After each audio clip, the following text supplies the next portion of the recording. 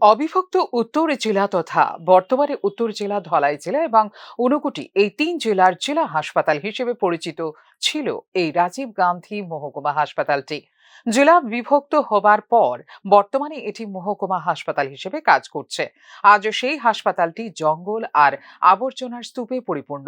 চারপাশের আবর্জনা আর অপরিচ্ছন্ন পরিবেশ যেন প্রতিদিন প্রতি মুহূর্ত হাসপাতালের প্রতি দফতরের কর্তাদের উদাসীনতার চিহ্ন বহন করছে। হাসপাতালের পুরনো অ্যাম্বুলেন্সগুলো দীর্ঘদিন ধরে এক জায়গায় পড়ে থাকায় জং ধরে গেছে, আর এগুলোকে ঘিরে বেড়ে উঠেছে জঙ্গলের পাহাড়।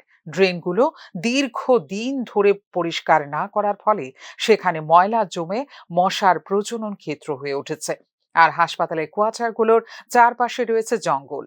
ট্যাঙ্ক প্রায় 1 বছর ধরে খালি, তাই রোগীর আত্মীয়দের জলের জন্য ছুটতে হচ্ছে পার্শ্ববর্তী দোকানে। হাসপাতাল কোয়ার্টারে বাসিন্দারা এই জরাজীর্ণ অবস্থায় দিন কাটাচ্ছেন। জঙ্গলের কারণে মাঝে মধ্যে বিষাক্ত পোকামাকড় ও সাপ ঢুকে যাচ্ছে ঘরের ভেতর।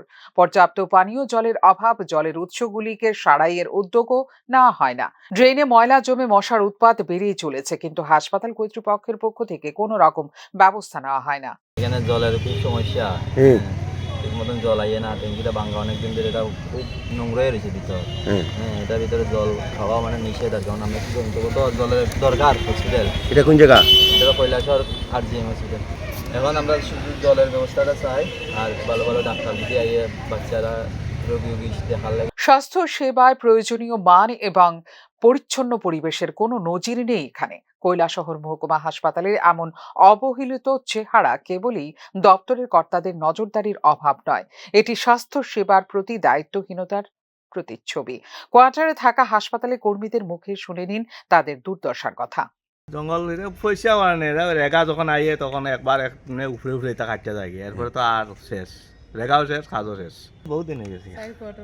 ওই পূজার আগে যে রেগার কাজ হয়েছিল তখন বাইরেরটি করছে, ভিতরেরটি করছে না এবার।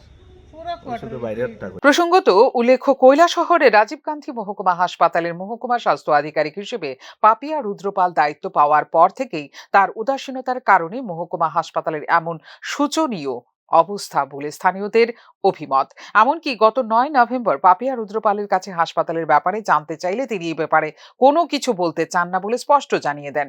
এখন দেখার বিষয় স্বাস্থ্য দপ্তর কৈলাসহর হাসপাতালের বর্তমান অবস্থার জন্য হাসপাতাল কর্তৃপক্ষের উদাসীনতার জন্য কি সিদ্ধান্ত গ্রহণ করেন। ফিউরো রিপোর্ট, নিউজ নাও।